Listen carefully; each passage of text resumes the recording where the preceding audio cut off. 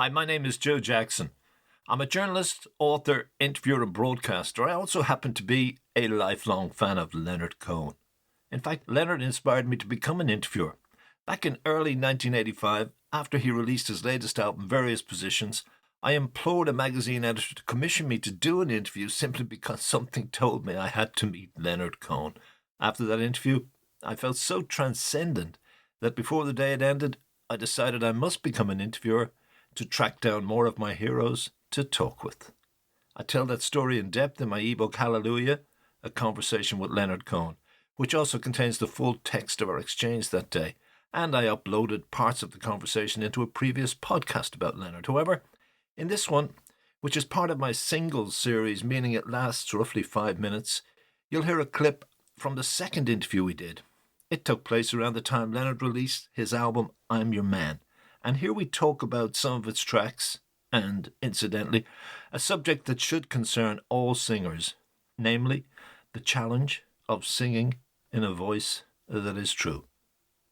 By the way, the ebook Hallelujah, A Conversation with Leonard Cohen is available from all ebook outlets, and if you want to gain access to the full tapes for personal use or perhaps in a documentary, contact me via my website joejacksoninterviewer.com.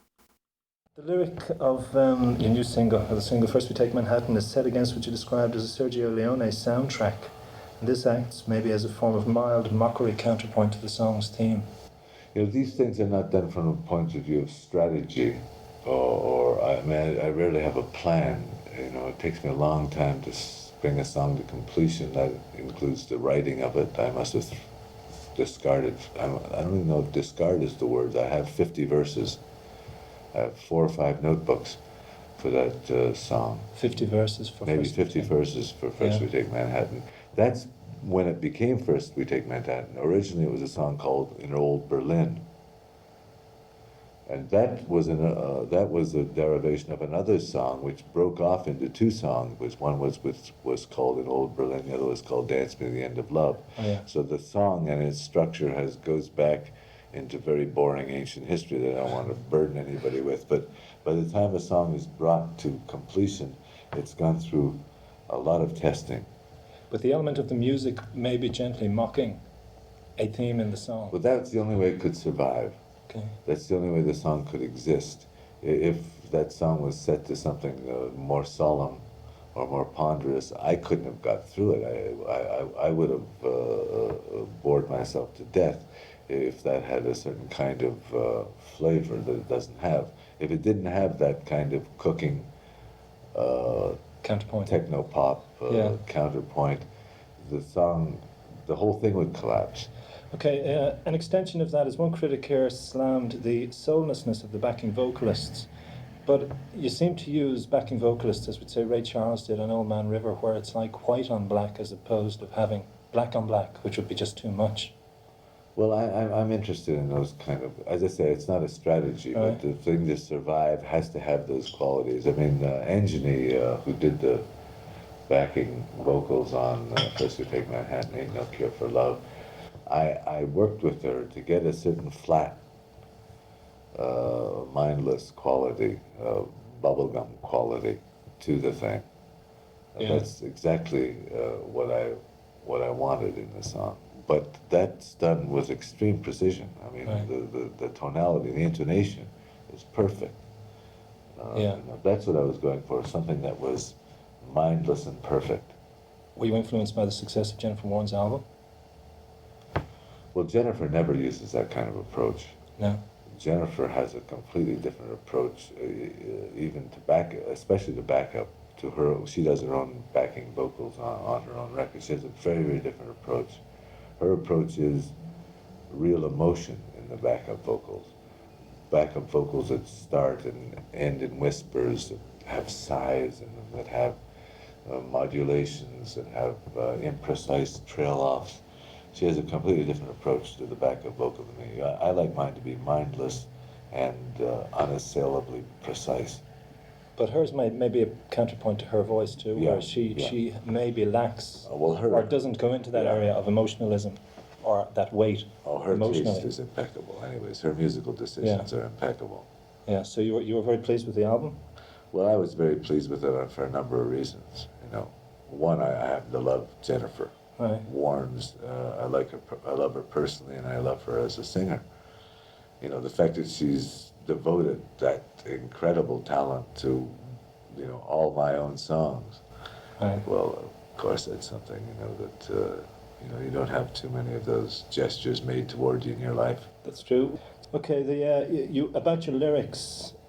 You say you now are straining to keep your lyrics close to the bone, as in the kind of country songs you originally sang, maybe with the Buckskin Boys and your roots. I don't know if it's straining. It's just that. Sorry.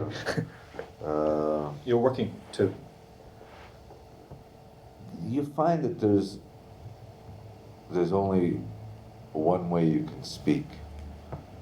You know, you find that there's a voice. There's your own voice is somewhere, and it drives you mad if you're not speaking in your own voice.